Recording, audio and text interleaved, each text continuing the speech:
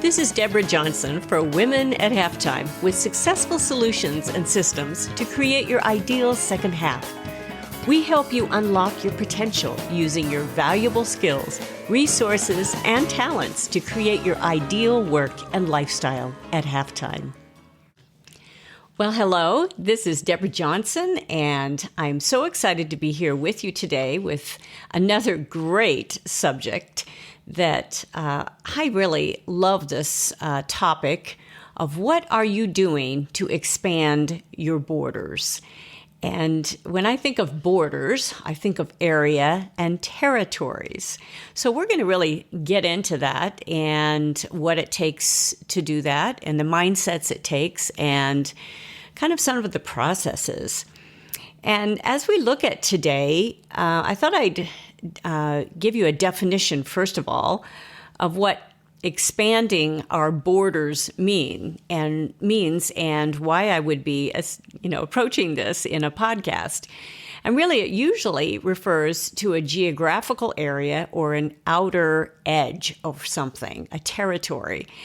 And I have been familiar with that term, borders, and expanding territories, expanding the borders, from an Old Testament verse that goes back. It's a very common little prayer for people from the Christian heritage or even the Jewish heritage, is the prayer of Jabez. And it's in First Chronicles, they estimate written between 400 and 250 BC. And this little prayer of Jabez says, "Bless me and enlarge my territory." So really, Jabez was just praying for God's blessing that his territory would be expanded. And that has been a prayer and a desire for, as we see, for many, many years. And how do we do that today in our influence, in our businesses, and in our lives? And especially at halftime, one of my reasons why, my purpose why, is being able to influence others, be able to make a greater impact. So there are so many more opportunities today than ever before, because we have the tools to do so, is just reaching those people and cutting through a lot of the noise. There's just a lot of noise, a lot going on all the time. One of the biggest obstacles for many is just a time crunch. They're having a hard time fitting in anything else. And so how are they going to even hear your message? So as we talk today about expanding borders, I'd like to focus on how to not only increase your impact and audience, but also your opportunities. And so I think that'll be an interesting subject, and it's a place to begin because you can then expand on that in your own journey. And I'll hit on 3 areas: is defining where you are, your perspectives and your experience, and maybe your target. Who are you targeting? Who are you currently? What is your current audience or your current group that you are with?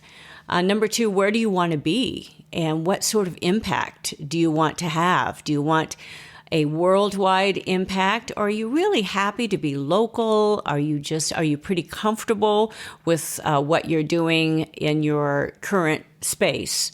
And number 3 is really talking about mindset. Actually, I probably should have talked about mindset first, because mindset's going to be a string that goes through all 3 of these points. But as I talk about mindset as our point number 3, it is really associated with our commitment to lifelong learning. Because as we continue to learn and continue to grow and continue to expand individually, we will be able to meet other people and be open to other opportunities and ideas and not being afraid to walk through some other doors. So if you look online, there's a lot of interesting things about expanding your borders. And, from different nations, they're going to start analyzing all of these different countries. But really, we're not going to get into that sort of technical area of that, but we're just going to get into the basics of how we do that in our particular lives. So really defining where we are. So what is your current impact and where are you presently? So that is a very important things to do. You got to know where you are first, and seeing a realistic picture of where you are and then where you want to be. And we can find out who's watching our videos. We can find out who is viewing some of our posts, and all of that for some of the analyzation tools online. There's a lot of different ones we can use, from Google Analytics to our YouTubes and to all of that. But you may not even be into doing something that specific. You might be, doing some local events or basically having small groups and mentorship. And that's a great focus, a wonderful focus. So really, when you're thinking about expanding your borders, how are you going to expand from that? When you are one person, there's only so much your time can do with a coaching situation or a small group situation or a teaching situation. If you're an entertainer, how many flyouts you can do. How are you going to create a bigger influence? And so if you're interested in this subject and expanding your borders, there's just some great ideas there, but you have to be creative, because again, unless you have a huge team that you are managing, you are one person as well. So understanding where you are and what your perspective is and your experience. So as I analyze my experience and my perspective, I know there are areas I'd like to be more impactful. I'd like to have a worldwide impact. And now some of my materials are being used in many different countries, and that's very exciting. You can do the same thing with books. You can have them translated and all of that. And there are many people that do that. Some of you who are listening have already done that. It's like, okay, well, I'm having greater impact already. But just understand that there's always another little market. There's always another little area. So I'm hoping to just inspire you in some other little things here. So, but understand, kind of target where you want to be and where you currently are. And being open to maybe some different cultures. But one of the big important things is to be very, very clear about your messaging. And I know that's been, as I'm looking forward, as I'm doing this particular episode, this is right before 2020, and I've been evaluating some of my materials and my websites, especially one of my websites. I will be getting to a couple of the others, but just the messaging, that it's very, very clear and not just clever. I tend to be clever. I'm an artist, so I want to be very, very clear. And as we develop other programs, as we want to have more influence, that clear message needs to come through. And that's something that I have to go back and think and look at my material, show it to some other people, say, do you get this? Do you understand? My husband's a good one for that for me, because he knows me really well. He'll interpret a lot of times. But then he'll be very honest too. Say, I think you can say that just a little bit different way. You've discounted some of your abilities, or you could say this a little bit differently. And then I'll show it to some other people that have a different perspective there as well. So very, very clear about who you are, what you're going to do. And especially if you have a certain amount of experience and we have that certain perspective, where are some of those best places to target? Most of my materials are going to be in English-speaking countries. And as I do ads and as I expand in my programs, those are the countries that usually I will target. Although many countries that are from different languages, they still speak English, and they're gonna still want to learn our language of English. So I don't totally discount those, but that's not really where my first aim is. So defining where we are, our perspectives, and what our experience is, then we can target a little bit more. Now, in some of that experience, I know I'm going to be expanding a little bit more this next year in the area of music. I've not really worked on my music sites too much in the last couple years. I've had a lot of other things I have been working on, and I'll be expanding in that area. And music is so universal, and that's going to cut across many other cultures for me, especially in some of the training areas. So as I look at a different segment of my business, then that will be possible for me to think about expanding my borders. And what you can do is look at some of the things that you do and what the companion fields are, such as when my music site expands a little bit, it's going to also cross over into some of my professional development and personal development areas, and I'll be able to cross promote there. So just finding the similarities too in what you're doing and how you can impact a larger audience is a good thing. So, but again, messaging is very, very clear.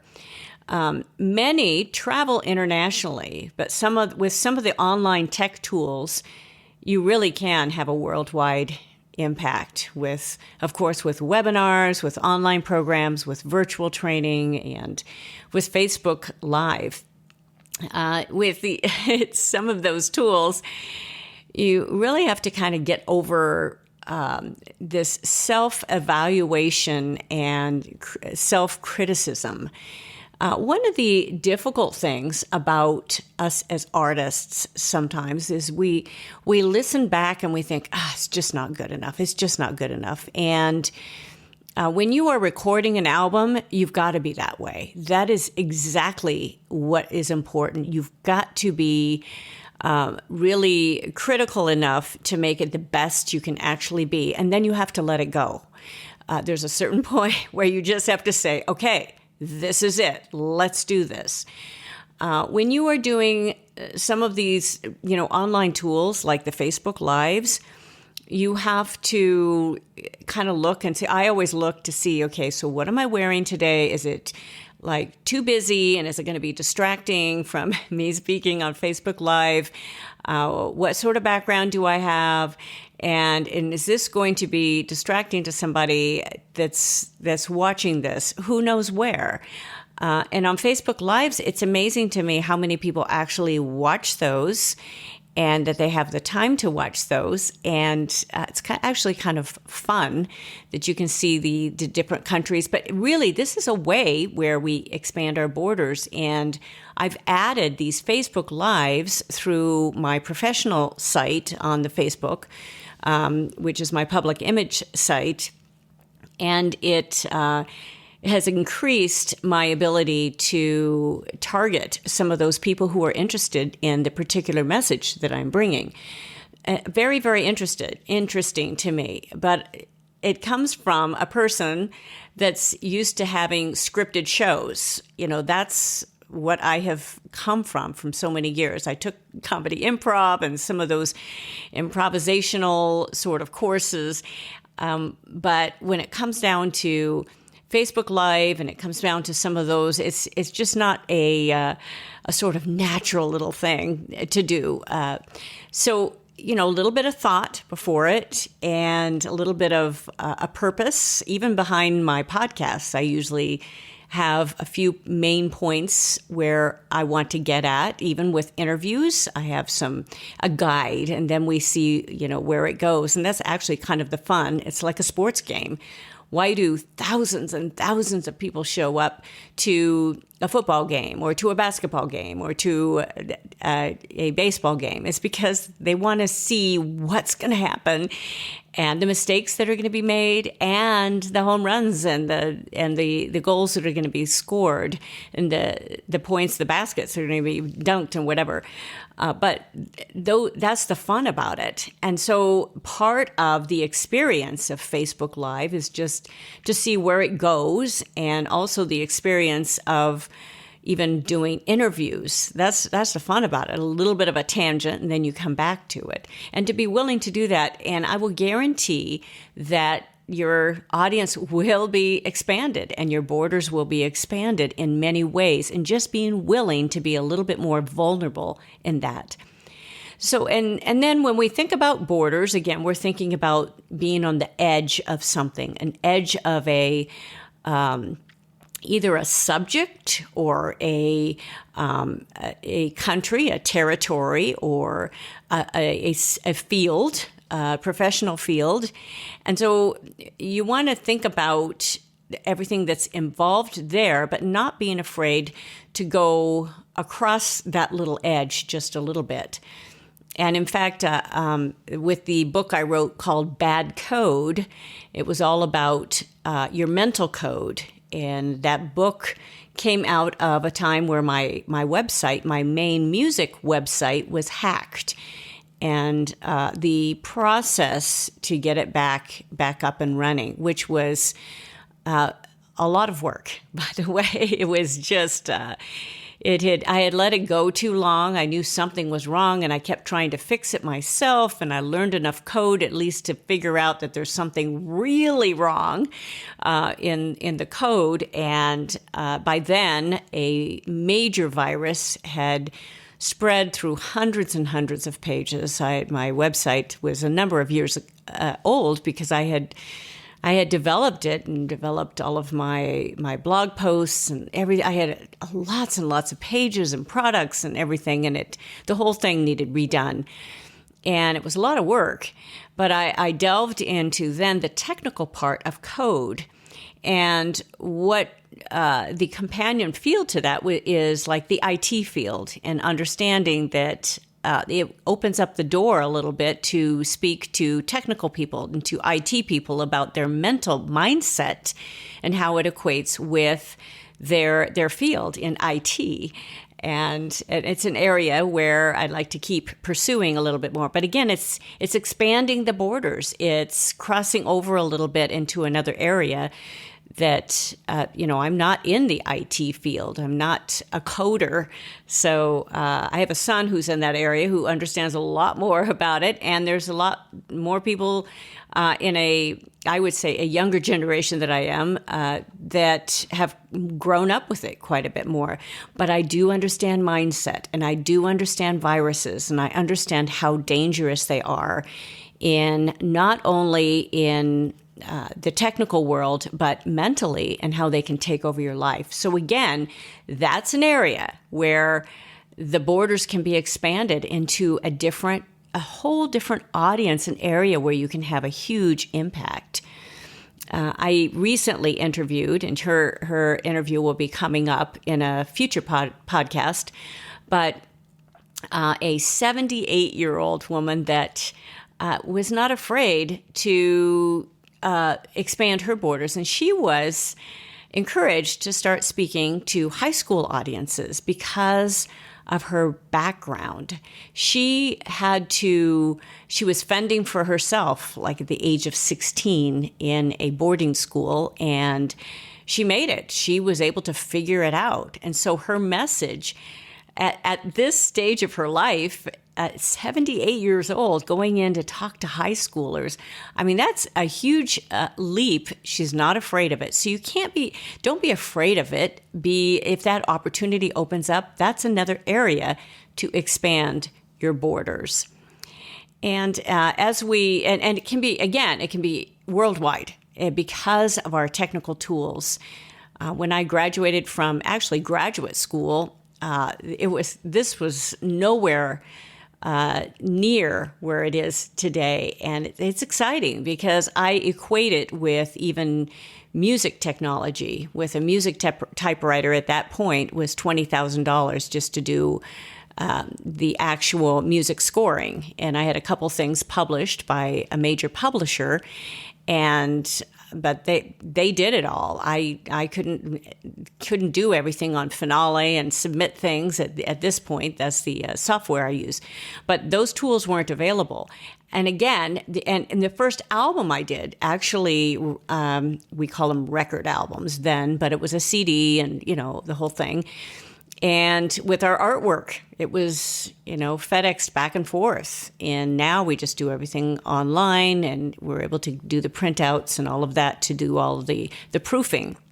So there's so many tools we have. And then when I equate those tools and how far those have come, I equate that with how you can impact people around the world just in the technology. And so it's very possible to expand. And as long as you're able to target some things, do that with your advertising and with your target areas and just see what happens. But I would also encourage you to keep on the lifelong learning quest, because as you look at the books you're reading, the podcasts you're listening to, I love listening to the podcasts that are interviewing entrepreneurs from around the world. And I've been listening to quite a few of those. It's fascinating because there are people all around the world that are developing new products that are doing really well, and they're finding their little niche, and to be able to sell and to be able to develop and to be able to develop teams. So in that expansion, there are so many things. Just keep your mind open, and I would say that those doors are going to start opening up and to connecting with those people, not being afraid to partner with some of those people. So, read the books, listen to the podcasts, be able to communicate with people on social media sites. And in fact, and if you're looking to do this in your business, do it through the more professional sites. I would encourage that with the LinkedIns but also the other ones work as well. There's so many on the Instagram, and especially people at halftime. At my stage of life, people have grandchildren. They're going to put those pictures on Instagram. So they're going to be on Instagram, even though they're also on Facebook. So, those sites are still very, very viable in connection. So I hope this has helped you think about expanding and growing outside your little comfort zone where you're at. And if you are a writer, just start writing. Start doing your blogging and posts and putting those out. Don't be afraid to do some Facebook Lives to be able to start making an impact that way, and just see what happens. I would say, set some goals, but see where it's going as well. One of the big principles in business is also, see what's working and build upon that as well, and then see what's not. Maybe you can just shave off a little bit, and because your time is very valuable, in targeting what's working is the best. So I hope this has helped you in quite a few areas in defining where you are, your perspectives, your current experience, and where you're going to go. And also then defining where you want to be and what sort of impact you want to make. And then number 3 is being committed to learning with that lifelong learning mindset. I can't emphasize that enough. Very important part of our growing and learning. And I hope at the stage where I'm in when I get to my 70s and 80s and whatever, that I continue that quest. It was so inspiring with that interview, because I just felt like, that is where we want to be, and it keeps us young, keeps us going, and it also increases impact because you've got more years to make a bigger impact. I do have a free download for today. goalsforyourlife.com/ingredients for success. All together, ingredients for success.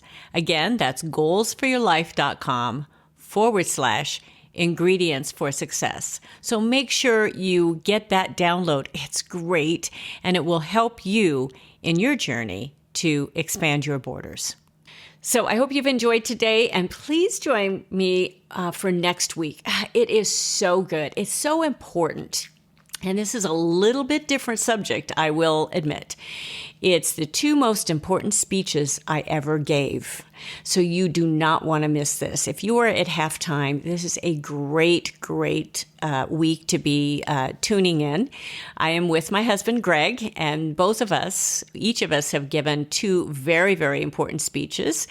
And I will give you a little clue. It was for both of our parents. So the 2 most important speeches I ever gave, do not miss that one. I think you'll really enjoy it, and it may really, really help you in your quest to plan and to really be impactful in your second half. So thanks again for joining me, Deborah Johnson with goalsforyourlife.com, womenathalftime.com, and we will see you next time. Thank you for joining us on Women at Halftime. Visit goalsforyourlife.com and womenathalftime.com for resources, free downloads, and programs that will help you create successful solutions and systems for your ideal second half. Send us your questions to deb@womenathalftime.com. That's Deb, D-E-B, @womenathalftime.com. So until next time, this is Deborah Johnson for Women at Halftime.